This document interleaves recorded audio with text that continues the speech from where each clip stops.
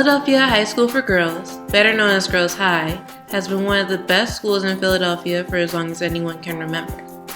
Nearly all of its graduates go on to get a college education and later pursue careers of their choice. When I found out that I had been accepted to Girls High, my whole family was excited. Never before had I been that happy to go back to school. I'll be class 261, graduating 2017. But as I prepared for my first day of school, news broke that schools might not open on time due to budget cuts to public education. Without funding, the School Reform Commission, the governing board of schools, decided to permanently close 23 schools in the district. This won't be easy for students or parents. I certainly know that as a public school parent. And there are still many specifics, of course, to be worked through, but this is the right decision at this time.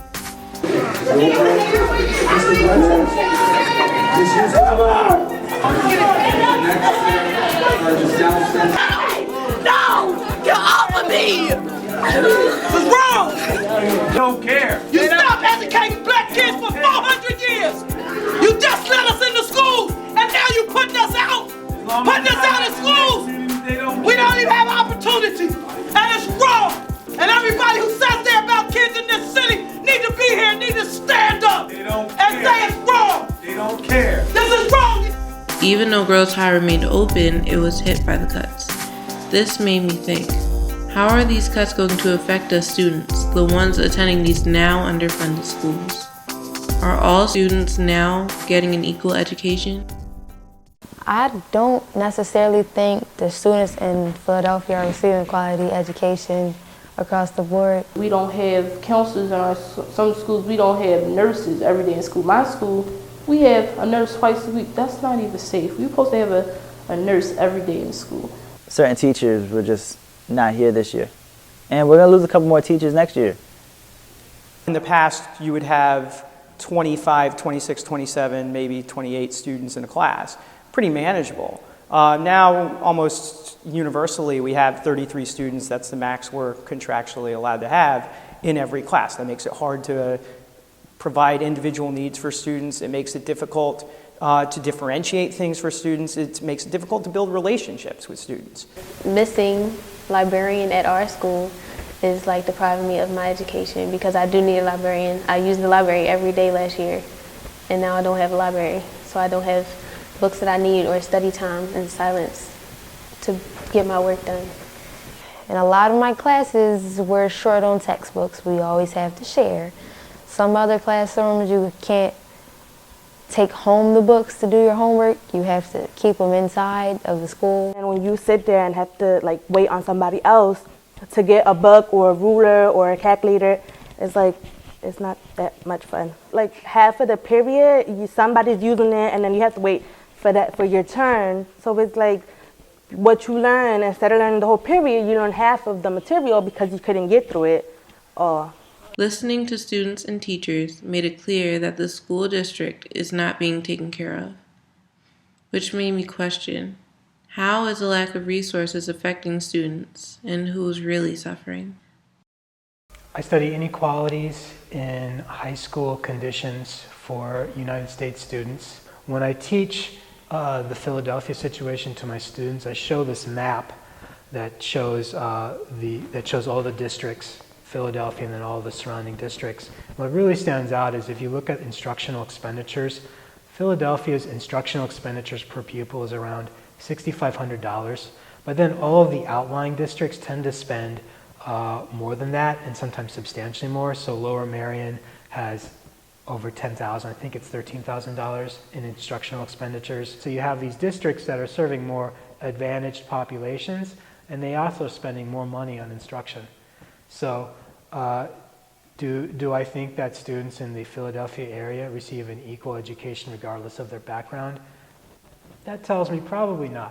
I started my career as a high school English teacher in Miami, Florida, and that's really where I learned to think critically about the state of public education in this country.